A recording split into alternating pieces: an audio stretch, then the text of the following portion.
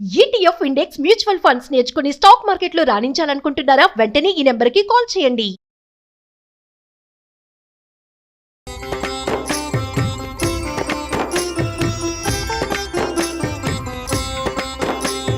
నమస్కారం.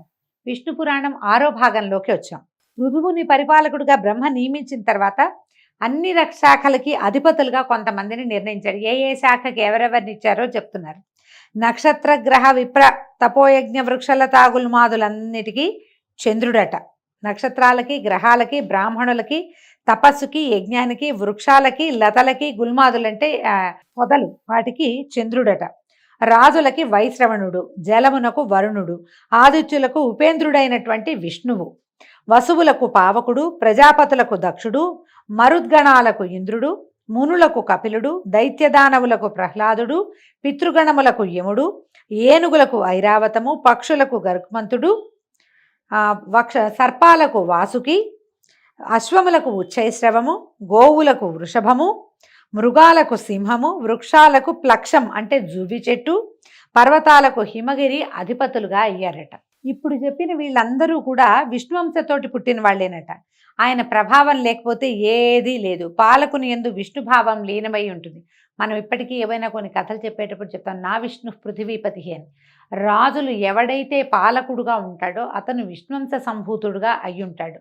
ఇప్పుడు పాలకులు లేరు కాబట్టి అధికారులను కూడా అలాగేనాలి. ఒక గ్రూపుకి అధిపతి ఎవడైతే ఉన్నాడో అతని యందు విష్ణువు యొక్క వ్యాపనశీలకత్వం అత్యంత సహజంగా ఉంటుందన్నమాట.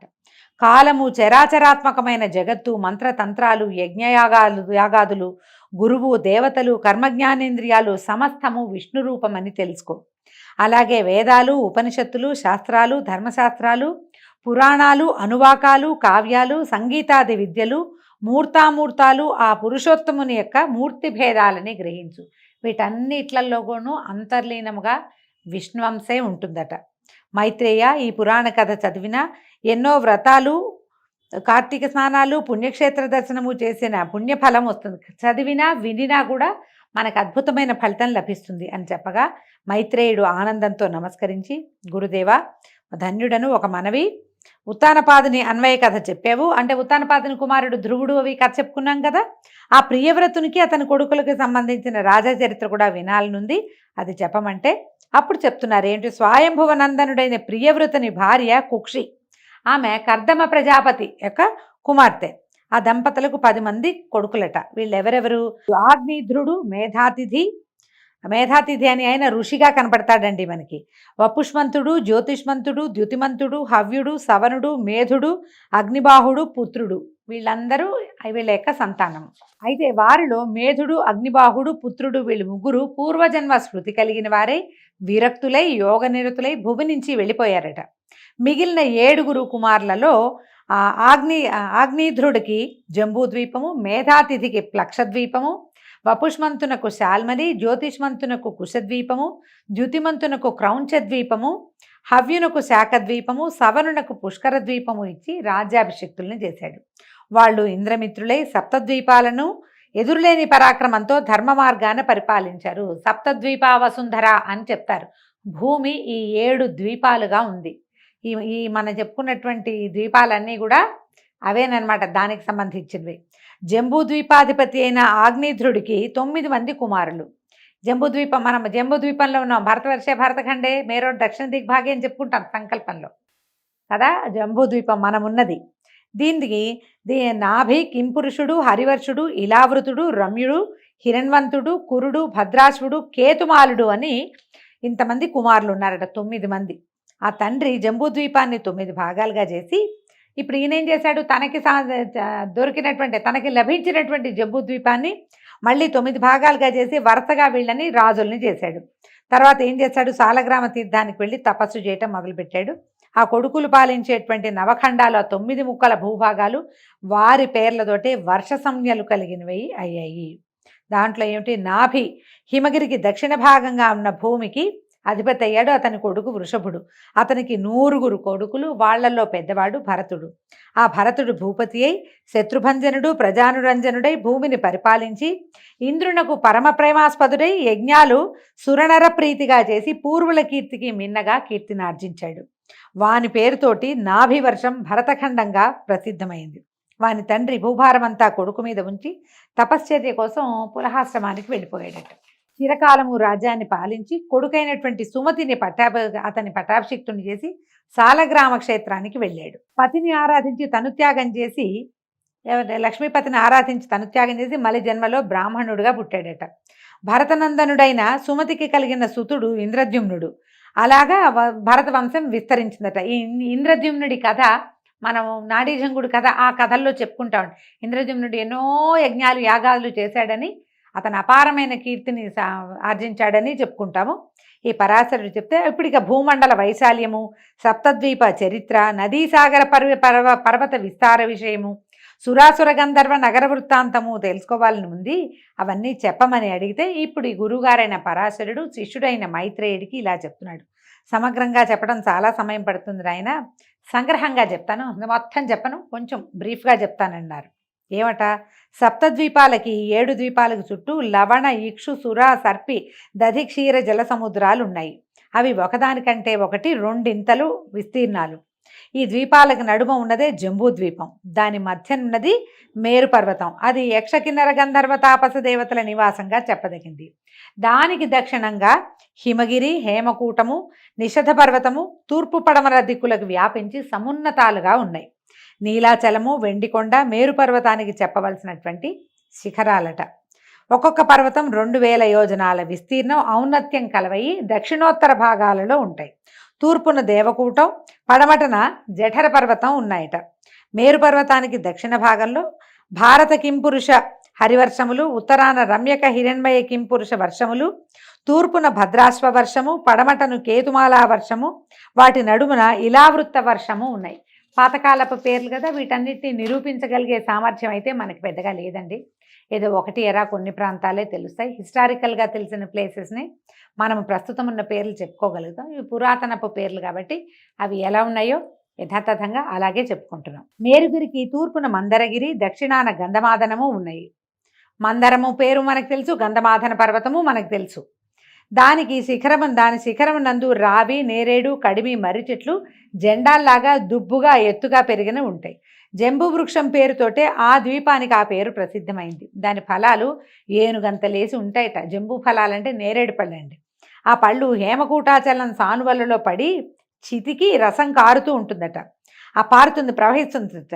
అది మేరుగిరి చుట్టూతా కమ్మి ఉంటుంది. ఆ ప్రవాహాన్నే జాంబూనదం అని పేరుంది. ఆ ఫలరసం తాగుతూ అక్కడ ఉండేవారికి ఎలాంటి రోగాలు రావు. జాంబూనదం అంటే బంగారం అనే అర్థం కూడా ఉందండి. ఇంకా ఈ ముసల్తనం రాదుట, రోగాలు రావట, దేవతలకు సాటిగా సుఖజీవులు అవుతారట. ఇంకా విశేషం ఏంటంటే ఆ ఫలరసం తాకిన మన్ను బంగారం అవుతుంది. అందుకనే బంగారానికి జాంబూనదం అనే చక్కటి పేరు కూడా ఉంది. చైత్రరథము, గంధమాదనము, వైభ్రాజితము, నందనము అనే ఉపవనాలు, అరుణాధర మహాపద్మనీలోదక మానసములు అనేటువంటి సరస్సులు మేరుగిరికి తూర్పు మొదలుగా 4 దిక్కులుగా ఉండి దేవతలకి అనుభవాలుగా ఉన్నాయి. వాళ్ళ దేవతలు తిరుగుతారట అక్కడ. అలాగే ఆ బంగారు కొండకు నలుదిక్కులా గొప్ప పర్వతాలు ఉన్నాయి. అలాంటి మేరు పర్వతం మీది దేవరాజధాని 14,000 యోజనాల వైశాల్యంతో సువర్ణరత్న స్థగిత గోపుర భవనాలతో త్రిజగన్నుతమై ఉన్నది. విష్ణుపాదం నుంచి బయలువడిన ఆకాశగంగా 4 పాయలుగా మారి సీత, అలకనంద, చక్షువు, భద్ర అనే పేర్లు కలదై ఆ అమర రాజధానికి 4 దిక్కులా ప్రవహించి కిందనున్న భారతాది వర్షములందు కూడా ప్రవహిస్తూ ఉంటుంది. వాసుదేవుడు భద్రాశ్వ వర్షమునందు హయగ్రీవ రూపంతోనూ, భారత వర్షమున కూర్మ రూపంతోనూ, కేతుమాలా వర్షంలో వరాహ రూపంతోనూ, కురు వర్షంలో మత్స్య రూపంతోనూ, తక్కిన వర్షములందు వివిధ రూపాలతోనూ భగవంతుడు స్వరూపాన్ని మార్చుకుని ఉంటాడట. అలాంటి కింపురుషాది వర్షములందు ఉన్నవారికి శోకము, ఆయాసము, ఉద్వేగము, దీపనము అనేవి ఉండవు. చిరంజీవులై సుఖ సంతోషాలతోటి ఉంటారు. భారత వర్షమునందు ప్రత్యేకించి కులపర్వతాలు, మహానదులు చాలా ఉన్నాయి. హిమగిరి నుంచి దక్షిణ సముద్రం వరకు 9,000 యోజనాల విస్తీర్ణం కలదే భారతవర్షం ఉంది. మనం చెప్పుకుంటాం కదా మన దేశం గురించి. అది కర్మభూమిగా ప్రసిద్ధమైనది. పుణ్యాత్ములకు స్వర్గమోక్షప్రదం. మునులు, సురలు భారతవర్షమునందు నివసించాలని కోరుకుంటారు. జప తపోదాన యజ్ఞాదులు యథాశక్తిగా చేసి తాము కోరే పుణ్యలోకాలు చేరడానికి భారతవర్షమే ప్రధాన పీఠం. అందుకే ఇది కర్మభూమి, ఇది కర్మభూమి, వేదభూమి లాంటి మాటలు వింటూ ఉంటాం. మన దేశం యొక్క గొప్పతనాన్ని పురాణంలో చదువుకోవటం చాలా సంతోషకరమైన విషయం అండి. మలయము, మహేంద్రము, శుక్తిమంతము, వింధ్యము, పాఠ్యాంతరము, వృక్షము, సహ్యగిరి అని ప్రసిద్ధములైన కులపర్వతాలు భరతఖండానికి భవ్యాలంకారాలు. ఇప్పుడు మనకు తెలుసు, వింధ్య తెలుసు, సహ్యాద్రి తెలుసు, ఇవన్నీ మనకి తెలిసినవే కదా. మహేంద్ర తెలుసు, అయితే మలయ కూడా తెలుసు మనకి. శతద్రు, చంద్రభాగ అనే నదులు మహేంద్ర పర్వతం నందు, వేదస్మృత్యాదులు పారియాత్రమునందు, నర్మదాదులు వింధ్యమునందు, తాపి, పయోష్ణి, నిర్వింధ్యాదులు వృక్షమునందు, గోదావరి, భీమరథి, కృష్ణవేణ్యాదులు సహ్యాద్రియందు, తామ్రపర్ణి, కృతమాలాదులు మలై పర్వతమునందు, ఋషికుల్యాదులు శుక్తిమంతమునందు ప్రభవించాయి. ఇవన్నీ ఇక్కడ పుట్టినాయి. ఏ నది ఎక్కడ పుట్టిందో మనకు తెలుసండి. నదీ ప్రాంతాలు మనకు తెలుసు కదా. గోదావరి ఎక్కడ పుట్టింది, కృష్ణ ఎక్కడ పుట్టింది, త్రివేణి సంగమం ఎక్కడ జరుగుతోంది, గంగా నది ఎక్కడ భూమి మీద పడింది, ఇవన్నీ సరస్వతి నది ఎక్కడ మాయమైంది, ఇవన్నీ కూడా మనం హిస్టారికల్ ప్లేసెస్ కానీ చాలా గుర్తుపడుతున్నాం, మనకి తెలుసు స్పష్టంగానే. ఇలా ఎన్నో పుణ్య నదులు ఉన్నాయి మనకి. భారతవర్షానికి 4 వైపులా 1000 యోజనాల విరివితో 9 ద్వీపాలున్నాయి. ఇలాంటి నవద్వీపాలు, మహానదులు, కులపర్వతాలు భారతవర్షమునందు తప్ప ఇంకా ఏ వర్షమునందంటే ఏ దేశమునందు లేవు, మనకే ఉన్నాయి ఇవన్నీ. ఈ విధంగా భారతవర్షము కర్మభూమి, పుణ్యభూమి అయింది. మిగిలినవన్నీ భోగభూములు మాత్రమే. ఇదొక్కటే కర్మభూమిగా చెప్పబడుతోంది. జంబూద్వీపం 1,00,000 యోజనాల పరిణామం కలది. దానికి చుట్టూ ఉండేది లవణ సముద్రం, ఉప్పు సముద్రమే మనకు తెలిసిందే. ఈ లవణ సముద్రానికి ఆవల ఉన్నది ప్లక్షద్వీపం.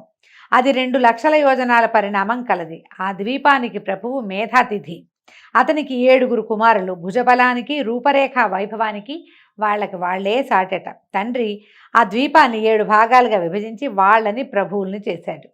అయితే ఆ భాగాలకి వాళ్ళ పేర్లే వచ్చాయట. ఇవేమిటట? శాంత, హయ, శిశిర, సుఖోదయ, నంద, శివ, క్షేమక, ధ్రువ వర్షాలని వాటికి పేరు. ఈ వర్షాలలో అంటే ఈ దేశాలలో ఉన్నటువంటి నరులు, సురలు కలిసి సోదరులాగా జీవించేవాళ్ళు.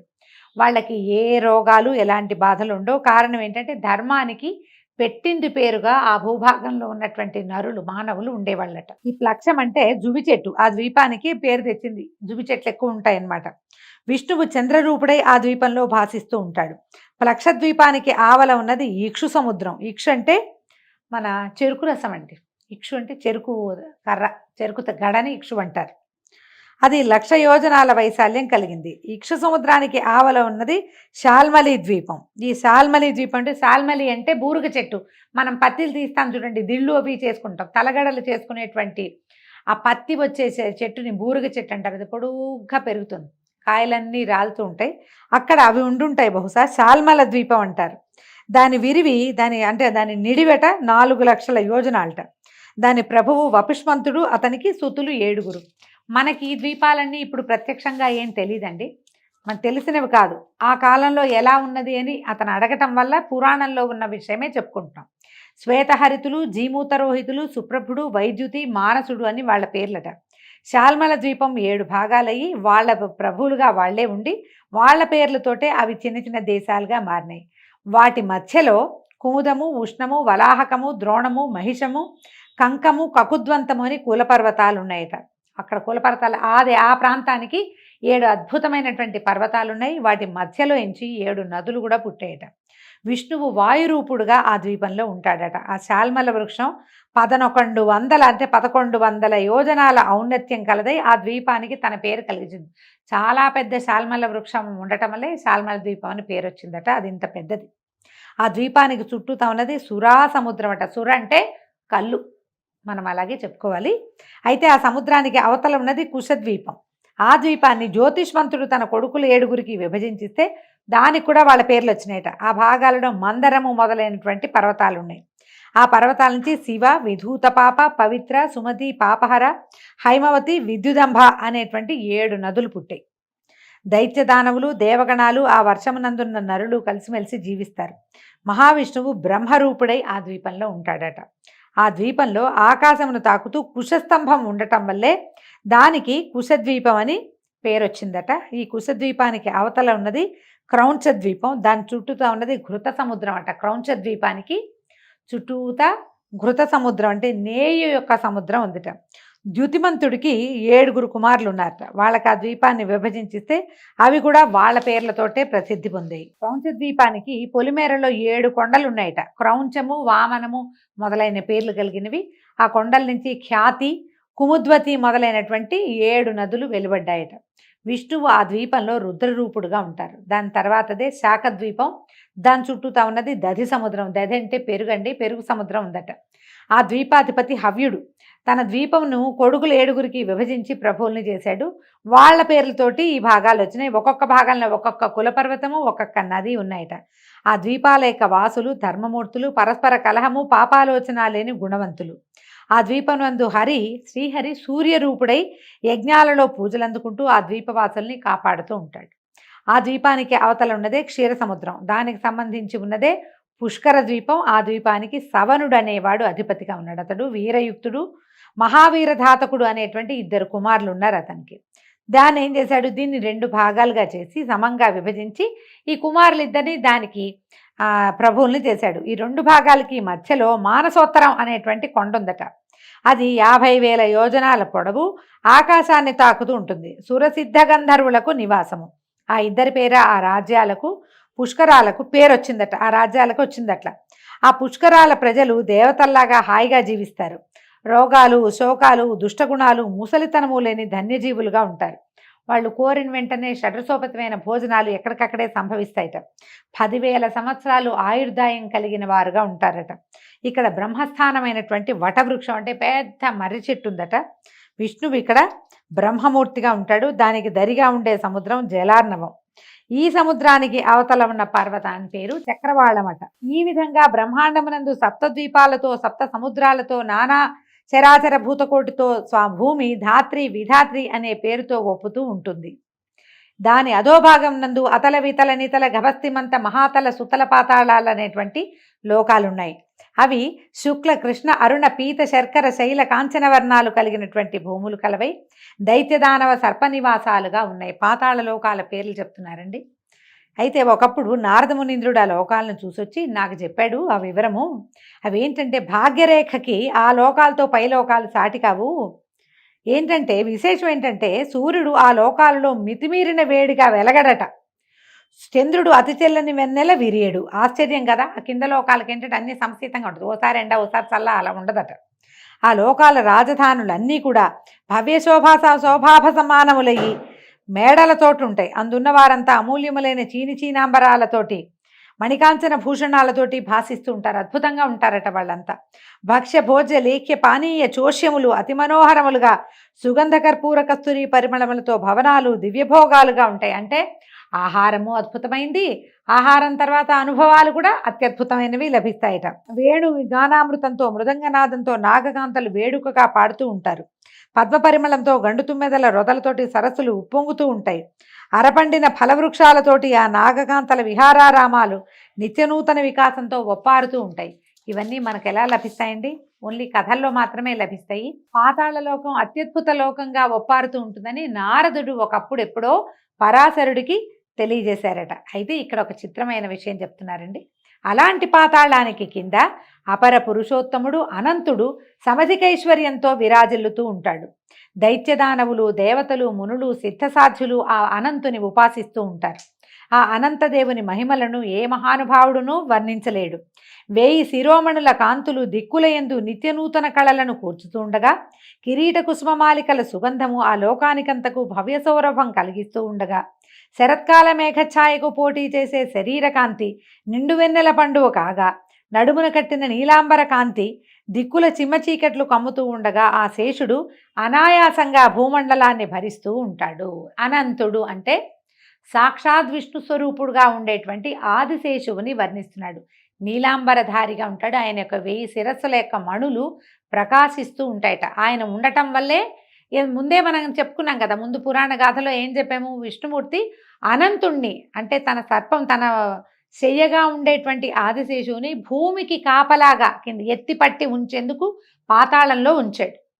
ఆ పాతాళ లోకంలో కొలువై ఉన్నటువంటి ఆదిశేషు అయిన అనంతుడి గురించి చెప్తున్నారనమాట. ఇది అతని 2 చేతులలో ఆకాశగంగా, ముసలము, నాగలిగా 2 రూపాలతో ఉంటుంది. ఒక 2 రూపాల్లో ఉన్నది ముసలము, నాగలి ఈ రెండు ఆకాశగంగే ఆ స్వరూపంలో కనపడుతుంది. ఈ అనంతుడికి ఒకప్పుడు కోపం వచ్చి ఊపిరి విడిస్తే దాని జ్వాల చరాచర ప్రపంచానికి ప్రళయాగ్ని జ్వాలగా అవుతుందట. అతడే ప్రళయ సమయం నందు రుద్రుడై జగాలను నశింపజేస్తాడు. మద్యపానము చేత మత్తెక్కి కన్నులు తిప్పుతూ పడగలు విప్పి భీకరముగా ఆడించాడంటే సురాసురాళితో ఉన్న లోకాలని ఉర్రు తొలుగుతాయి. ఎందుకంటే ఆయన భూమిని ఆపుకుని ఉన్నాడు కదా, ఆయన పడగలు కదిలినంటే భూమి అతలాకుతలమైపోతుంది. అలాంటి దివ్యశక్తి సంపన్నుడైన అనంతుడు సకల నదీనద సముద్ర పర్వత సహితము చరాచర జంతుయుతము 10 కోట్ల యోజనాల విస్తారము అయినటువంటి భూమండలాన్ని శిరస్సు మీద పూదండలాగా భరిస్తూ ఉంటాడు. ఇంత శక్తి అనంతుడికి కలిగిందంటే సాక్షాత్తు అది విష్ణు ప్రభావ శక్తి, ఆది విష్ణువు యొక్క ప్రభావ శక్తి అతనిలో ఉందన్నమాట. పుష్పసుగంధులైనటువంటి నాగకాంతలు ఆ అనంతునకు చందనపు పూత పూస్తున్నప్పుడు ఆ సుగంధవాయువులు రంజనములై ఎల్లడలా వ్యాపిస్తూ ఉంటాయి. గర్గుడ అనంతుని గురువుగా సేవించి జ్యోతిశాస్త్ర పద్ధతులను శకున శాస్త్ర విషయాలను నేర్చుకున్నాడు. గర్గాచార్యుడు అని చెప్పబడతాడు. ఆయన ఈ విద్యలన్నీ అనంతుడి దగ్గరే నేర్చుకున్నాడట. ఈ అనంతుడి వైభవ క్రమము రేపు ఉదయం తెలుసుకుందామండి. ఈ రోజుకి సెలవు. నమస్కారం.